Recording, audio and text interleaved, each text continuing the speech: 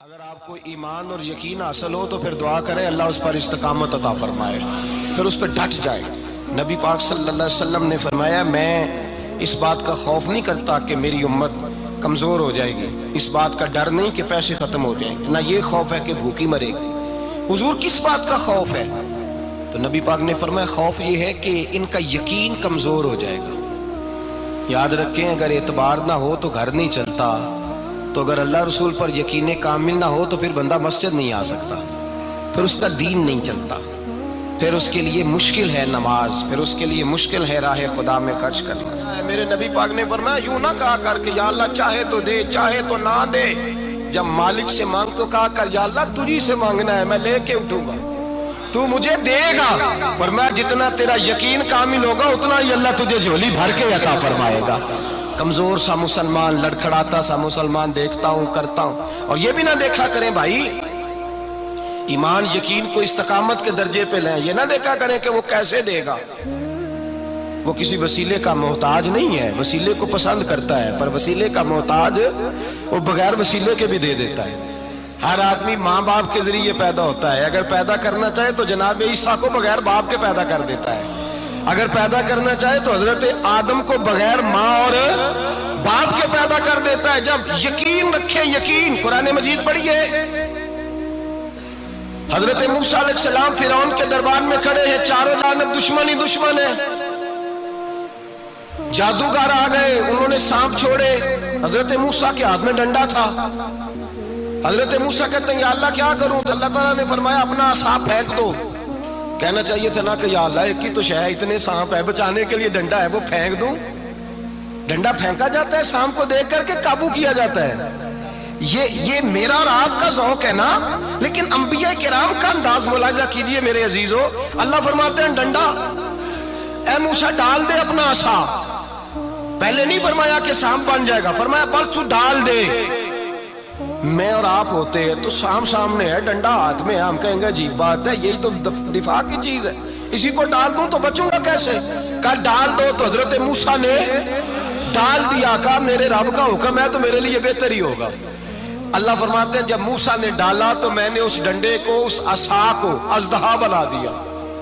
اب کبھی عصا بھی اژدہا بنے، کبھی چھڑی بھی بہت بڑا اژدہا بنی ہے، لیکن قرآن کہتا ہے جناب موسیٰ نے ڈالا تو اللہ نے اژدہا، بلکہ اس سے پیچھے چلیے، عورتیں کمزور یقین کی ہوتی ہیں نا، جناب موسیٰ پیدا ہوئے تو اللہ فرماتے ہیں میں نے موسیٰ کی ماں کے دل میں بات ڈالی، ماں کے دل میں، صندوق میں ڈال کے تو اس کو دریا میں بہا دے۔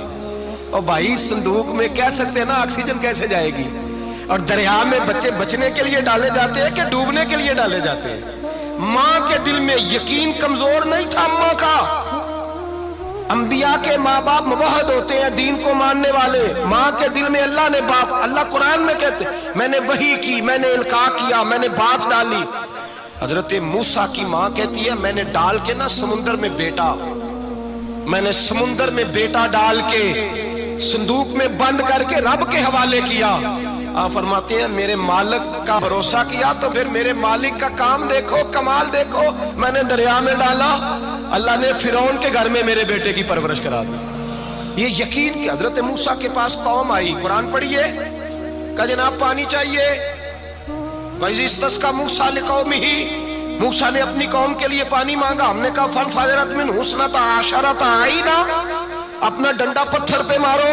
عقل والا آدمی ہوتا تو اڑ جاتا، کہتا یا اللہ پتھروں سے بھی کبھی پانی نکلا ہے؟ اضرب بعصاک الحجر، مارو پتھر پہ ڈنڈا۔ اللہ کے نبی نے منٹ نہیں لگایا، ٹھا کر کے ڈنڈا لگایا، فانفجرت منہ اثنتا عشرۃ عینا۔ اللہ فرماتے ہیں جناب موسیٰ نے ایک عصا مارا، میں نے 12 چشمے جاری کر دیے۔ تو لے تو اللہ کرتا ہے، اللہ کہتا ہے پڑھ نماز روزی دوں گا، کہتا ہے سوچتا ہوں۔ اللہ فرماتا ہے آجا مسجد میں تیرا ہو جاؤں گا، کہتا ہے دیکھتا ہوں۔ رب فرماتا ہے تو میرے محبوب کی غلامی کر، میں تجھے محبوب بنا لوں گا۔ تو کہتا ہے تھوڑا بڑا ہو کے داڑھی رکھنی نہیں، ابھی سیانا ہو کے میں ذرا سرٹیفکیٹ لے لوں اسرائیل سے کہ کتنے سالوں کے بعد آئیں گے، پھر شروع کروں گا۔ پروگرام بنا رہا ہے، ابھی تو ارادے میں ہے۔ اللہ کے پیغمبر کا ڈنڈا، اور اس سے زیادہ آگے بات ہو گئی، پیچھے فوج لگی ہوئی ہے فرعون کی، مجمع ہے، ہزاروں لاکھوں کا لشکر لے کے، تلواریں نیزے، فرعون پیچھے، آگے دریا آ گیا۔ حضرت موسیٰ علیہ السلام کھڑے ہیں، اب کدھر جائیں؟ اللہ پاک نے فرمایا مارو ڈنڈا۔ کہاں؟ پانی پہ ڈنڈا مارو۔ اب حضرت موسیٰ علیہ السلام پانی پہ ڈنڈا مارے تو پانی ابھرے گا، اس سے زیادہ کیا ہوگا؟ پہلے پتھر پہ ڈنڈا مروایا تو پانی نکلا، اب پانی پہ ڈنڈا مروایا فَإِذْ فَرَقْنَا بِكُمُ الْبَحْرَ فَأَنْجَيْنَاكُمْ وَأَغْرَقْنَا آلَ فِرْعَوْنَ۔ اللہ فرماتے ہیں موسیٰ نے پانی پہ ڈنڈا مارا تو میں نے پانی میں رستے بنا دیے۔ ایک جگہ ڈنڈا مارا تو پانی نکل آیا، دوسری جگہ عصا مارا تو پانی خشک ہو گیا، 12 چشمے بن گئے، 12 رستے بن گئے دریا میں سے۔ حضرت موسیٰ علیہ السلام گزر گئے اور اللہ فرماتے ہیں فرعون بھی آیا تو اسے میں نے غرق کر دیا، اور وہ کھڑا دیکھتا ہی رہ گیا کہ بنا کیا ہے۔ جب یقین کامل نصیب ہوتا ہے، اعتماد کی دولت اللہ دیتا ہے، جب انسان کو یہ انشراح صدر ہو جاتا ہے کہ میری نجات خدا کے حکم میں ہے اور رسول اللہ کے قدموں میں ہے، جب اسے یہ انشراح حاصل ہوتا ہے تو پھر نماز کا لطف آتا ہے۔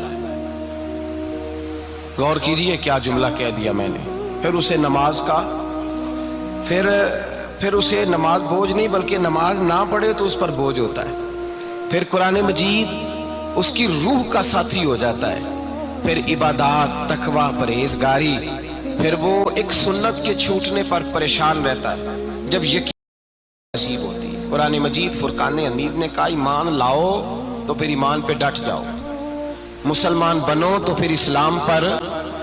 پھر یہ جو کمزوری ہے نا، یہ دیکھتے ہیں، کرتے ہیں، چلتے ہیں، ابھی کل ابھی پرسوں بہانے ہیلے، ابھی میں نماز شروع کرتا ہوں دیکھتا ہوں لا الہ الا اللہ محمد الرسول اللہ صلی اللہ علیہ۔ جب کسی نے کلمہ پڑھا تو اس پر پورا دین ضروری ہے، پورا۔ اب وہ یہ نہیں کہہ سکتا کہ تھوڑا تھوڑا کر کے آؤں گا۔ یقین کی دولت نعمت ہے۔ اللہ پاک قرآن مجید میں فرماتے ہیں ان الذین قالوا ربنا اللہ ثم استقاموا، جنہوں نے کہا کہ اللہ ہمارا رب ہے اور پھر وہ اس پر ڈٹ گئے، پھر اس پر وہ کہا تو ڈٹ گئے، کھڑے ہو گئے، نہیں اللہ ہی رب ہے، اللہ ہی دینے والا، اللہ ہی مالک، اللہ ہی ہمارا رازق ہے، رب ہی ہمارا سب کچھ۔ جب ڈٹ گئے تو فرمایا تتنزل علیہم الملائکہ، پھر میں ان کی مدد کے لیے آسمان سے فرشتوں کا نزول فرمایا کرتا ہوں۔ فرشتے کیا کہتے ہیں؟ اللہ تخافوا ولا تحزنوا، غم نہ کرنا، خوف نہ کھانا، وابشروا بالجنۃ التی کنتم توعدون، ہم تو تمہیں اللہ تبارک و تعالیٰ کی اس جنت کی خوشخبری دینے آئے ہیں جس کا رب نے تمہارے ساتھ وعدہ کیا ہوا ہے۔ پھر فرشتوں کا نزول ہوتا ہے، لیکن شرط کیا ہے کہ ایمان لائے، اور پھر ایمان پر پھر یہ نہ سوچے کہ وہ کس طرح دے گا، وہ کیسے عطا کرے گا، وہ میری مدد کس طرح کرے گا، نظام کیسے چلے، ڈٹ جائے، کہے میرے اللہ کا حکم ہے تو میں نے حلال ہی کھانا ہے، میرے رب کا حکم ہے تو میں نے تھوڑے پہ ہی گزارا کرنا ہے، میرے مالک کا حکم ہے تو میں نے اپنی جیب دیکھنی یا دوسرے کی نہیں دیکھنی، میرے رب کا حکم ہے تو میں نے اس کی اطاعت میں رہنا۔ جب ڈٹ جائے گا اللہ کے احکامات پر، جب ڈٹ جائے گا تو اللہ فرماتا ہے پھر میں تیری مدد کے لیے فرشتوں کا نزول کروں گا۔ نبی پاک صلی اللہ علیہ وسلم نے فرمایا 2 دولتیں اگر کسی کو اللہ دے دے تو سمجھے اللہ نے اسے دنیا کی سب سے زیادہ دولت عطا فرما دی۔